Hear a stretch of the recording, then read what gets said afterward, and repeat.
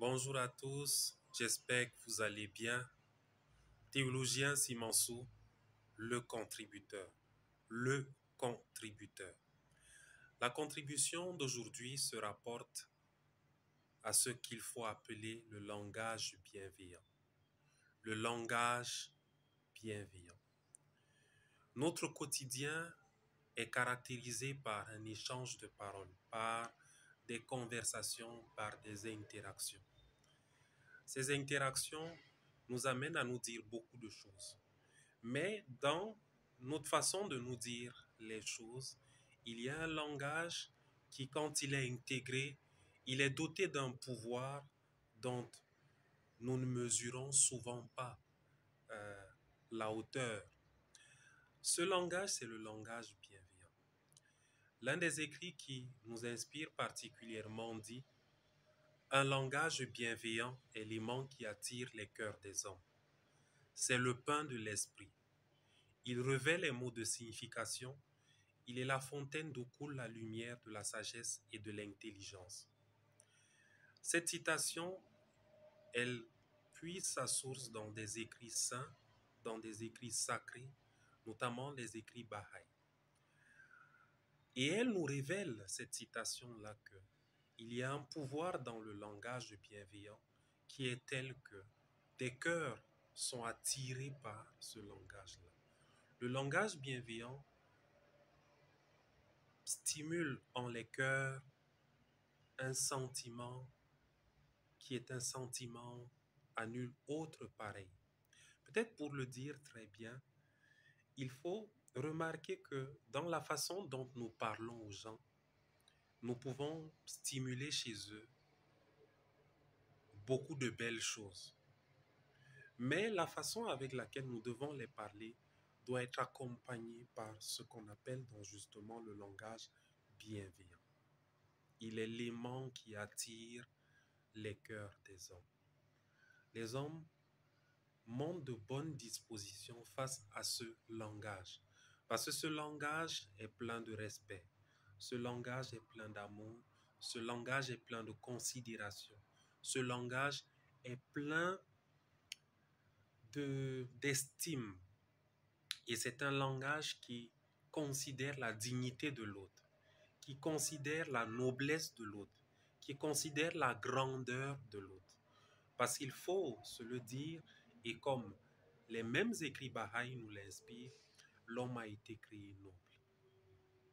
Et en cela, nous ne devons en aucun cas négliger la noblesse d'un quelconque homme. Et les écrits sacrés nous disent par ailleurs que l'homme a été créé à l'image de Dieu. De la sorte, chaque être humain doit être vu sous l'angle de ce que en cette personne, on voit Dieu. Et s'il nous était donné de nous retrouver face à Dieu, il semble que la révérence que nous manifesterions serait telle que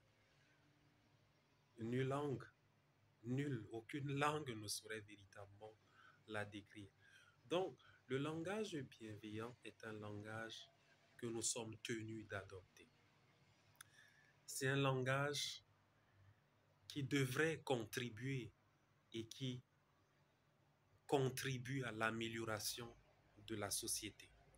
Aujourd'hui, nous sommes dans une société où on se balance des injures très facilement.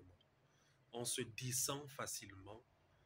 On humilie, on exprime du mépris par rapport aux autres. Tout ça à travers le langage.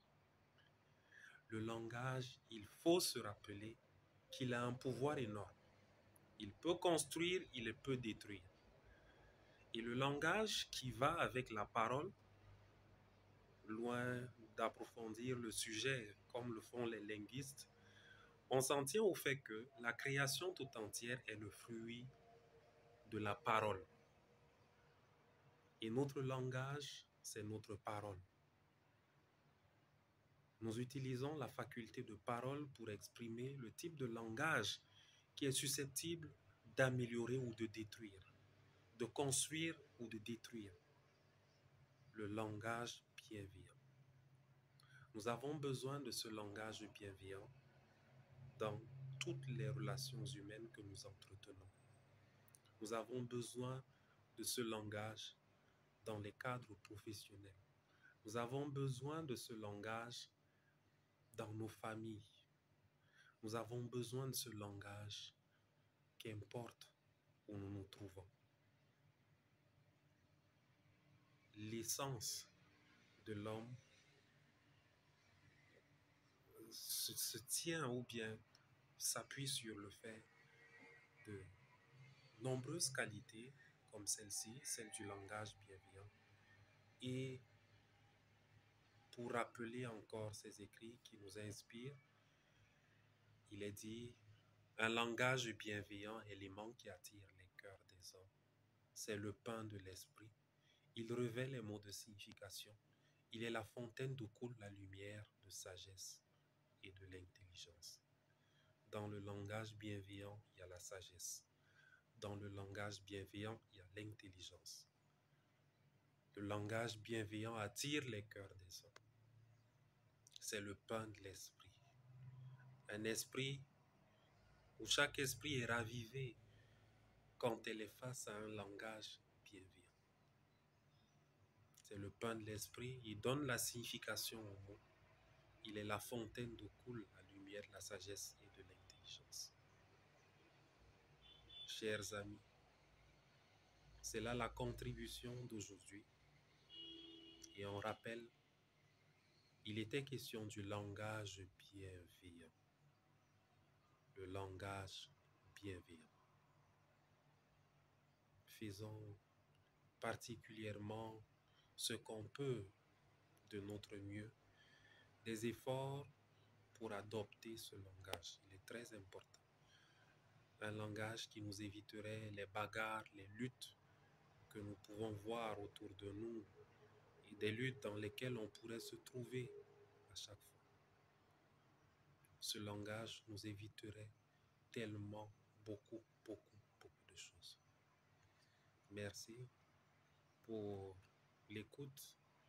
Merci de suivre la contribution d'aujourd'hui. Salut. Salut.